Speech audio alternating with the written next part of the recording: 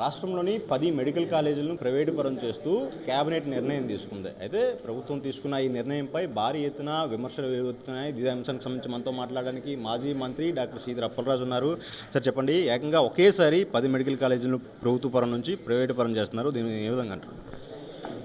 నిన్న కేబినెట్లో తీసుకున్నటువంటి 2 నిర్ణయాలు ఆంధ్రప్రదేశ్ చరిత్రలో ఒక చీకటి అధ్యాయానికి తెరలేపాయని నేనైతే భావిస్తూ ఉన్నాను. ఎందుచేత ఈ మాట మాట్లాడాల్సి వస్తుందంటే మీరు ఒకసారి గమనించండి. చంద్రబాబు గారు ప్రభుత్వం వచ్చినప్పటి నుంచి కూడా వైద్య రంగంలో ఉన్నటువంటి అన్ని హ్యాండిల్స్ను కూడా చాలా స్ట్రాటజీగా ఒక్కొక్క దాన్ని ప్రైవేట్ పరం చేయడానికి ఆయన ఆలోచన చేస్తూ ఉన్నారు.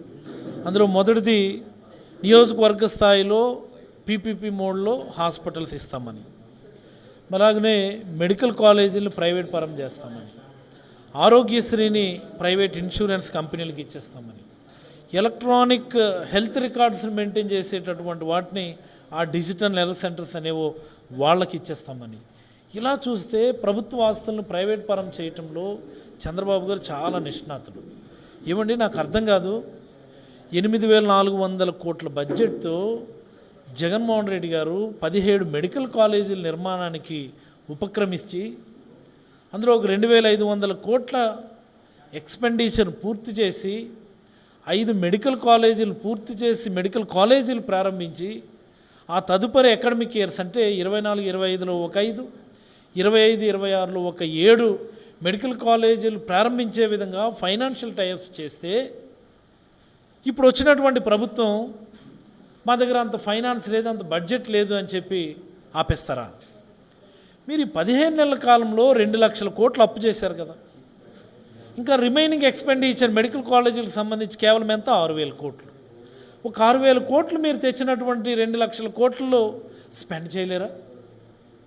స్పెండ్ చేయలేరని అనుకుందాం. పోనీ 2 లక్షల కోట్ల మీద అదనంగా ఇంకొక 6,000 కోట్లు అప్పు చేయండి, పూర్తి చేయండి, ప్రజలకు అంకితం చేయండి, పేద విద్యార్థులకి నాణ్యమైనటువంటి వైద్య విద్యను ఫ్రీగా ఇవ్వండి. ఆ రోజు మీరు ఏం చెప్పారు? జగన్మోహన్ రెడ్డి గారు ఏమో ఒక 50% సీట్లు ఈ కొత్త మెడికల్ కాలేజీల్లో సెల్ఫ్ ఫైనాన్సింగ్ సీట్లకి ఇస్తాము, తద్వారా మెడికల్ కాలేజీల మెయింటెనెన్స్కి ఇబ్బంది ఉండదు అన్నట్టు డిజైన్ చేస్తే లోకేష్ గారు చెప్పారు ఆయన పాదయాత్రలు. ఈ ప్రభుత్వం వచ్చిన నెల రోజుల్లో ఆ సెల్ఫ్ ఫైనాన్స్ సీట్లు మేము క్యాన్సిల్ చేసి అన్నింటినీ కూడా ఫ్రీ చేస్తామని. చేయండి, ఫ్రీ చేయండి బాబు. మిగతా మెడికల్ కాలేజీలను కూడా పూర్తి చేసి అన్నింటినీ కూడా ఫ్రీ చేయండి మేము డిమాండ్ చేస్తున్నాం. ఆ పని చేయకుండా ప్రైవేట్కి ఇచ్చేస్తాము, అమ్మేస్తాము, అసలు వైద్య రంగాన్నే ప్రైవేట్ వ్యక్తి చేతిలో పెట్టేస్తామంటే ఇది ఇంతకంటే దౌర్భాగ్యం. ఇది ఎక్కడ నేను వినలేదు, నేను చూడలేదు. ఇది నేను చంద్రబాబు ప్రభుత్వంలో అయితే ముఖ్యమంత్రిగా ఉన్న కాలంలో ఒక్క మెడికల్ కాలేజీలు కూడా ప్రవేశపెట్టలేదు, ఒక మెడికల్ కాలేజీ కూడా తీసుకురాలేదు అని. కానీ జగన్మోహన్ రెడ్డి తెచ్చిన ఏదైతే ప్రైవేట్ కాలేజీలు మాత్రం ఈ ప్రభుత్వ మెడికల్ కాలేజీని ప్రైవేట్ పరం చేయడంపై మీరు ఏ విధంగా చూస్తారు? చంద్రబాబు గారు గత చరిత్ర మనం ఒకసారి పరిశీలిస్తే గతంలో 3 సార్లు ముఖ్యమంత్రిగా, ఇది 4th టర్మ్. ఆయన ఎంటైర్ టెన్యూర్లో ఒక్క గవర్నమెంట్ మెడికల్ కాలేజీని కూడా ఆయన తెప్పించుకోలేకపోయారు. రాజశేఖర రెడ్డి గారికి అవకాశం వచ్చినప్పుడు మీరు ఒకసారి గమనించండి, రిమ్స్ శ్రీకాకుళం రాజశేఖర రెడ్డి గారి హయాంలో, రిమ్స్ ఒంగోలు రాజశేఖర రెడ్డి గారి హయాంలో, అంటే ఇప్పుడు గవర్నమెంట్ మెడికల్ కాలేజ్ అంటాం. రిమ్స్ కడప రాజశేఖర రెడ్డి గారి హయాంలో, అలాగే RIMS I think Mahabub Nagar, Karimnagar, ఏదో మహబూబ్ నగర్ అనుకుంటా, ఒకటి తెలంగాణలో ఉండింది. ఇలాగా 4 గవర్నమెంట్ మెడికల్ కాలేజీలు రాజశేఖర రెడ్డి గారి హయాంలో వచ్చాయి. ఇప్పుడు జగన్మోహన్ రెడ్డి గారు ప్రతి జిల్లాలో ఒక మెడికల్ కాలేజీ ఉండాలని 17 మెడికల్ కాలేజీలు శ్రీకారం చుడితే ఆయన టెన్యూర్లో 5 మెడికల్ కాలేజీలు ప్రారంభించేశారు.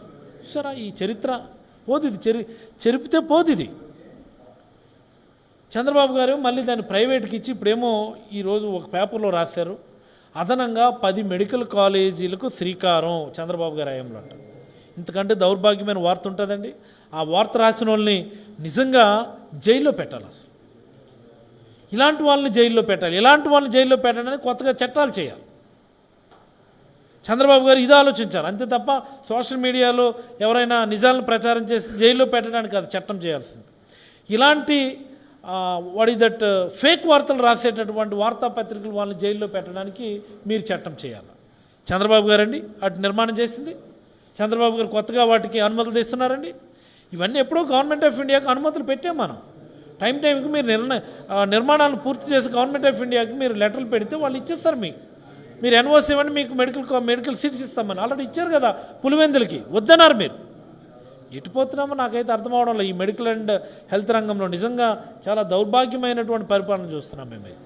సంపద సృష్టిస్తా అని చెప్పింది చంద్రబాబు నాయుడు, ఇలా ప్రభుత్వ రంగ సంస్థలను ప్రైవేటు పరం చేయడంపై మీరు ఏ విధంగా చూస్తారు? ఎక్కడుందండి సంపద? అప్పుల పాలు చేసినాడు ఆయన. ఎప్పుడు మన జగన్మోహన్ రెడ్డి గారు ముఖ్యమంత్రిగా ఉన్నప్పుడు రిపీటెడ్గా ఆయన మాట్లాడేవాడు. జగన్మోహన్ రెడ్డి గారు విపరీతంగా అప్పులు చేశారు. శ్రీలంక అవుతుంది, సొమాలియా అవుతుంది, వెనిజులా అవుతుంది, ఇంకోటి అని.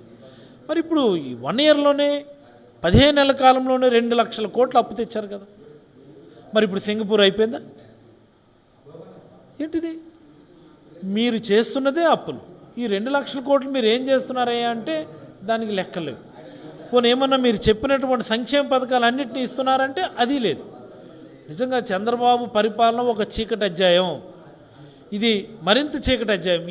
ఈ పర్యాయం నన్ను అడిగితే ఆరోగ్యశ్రీ కూడా ఎత్తేస్తున్నారు. అది కూడా ప్రైవేట్ బీమా కంపెనీలకు ఇచ్చేస్తున్నారట.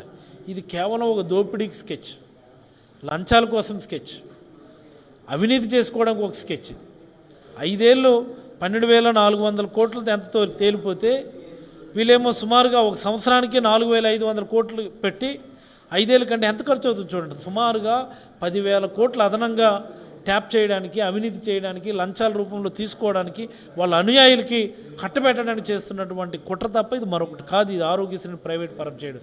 ఇది ఖచ్చితంగా ఫెయిల్యూర్ అవుతుంది. ఈ హైబ్రిడ్ మోడల్ అనేది ప్రజలందరూ కూడా కష్టాలు భరించడానికి మానసికంగా సిద్ధం కావాలని నేనైతే కోరుతా ఉన్నాను.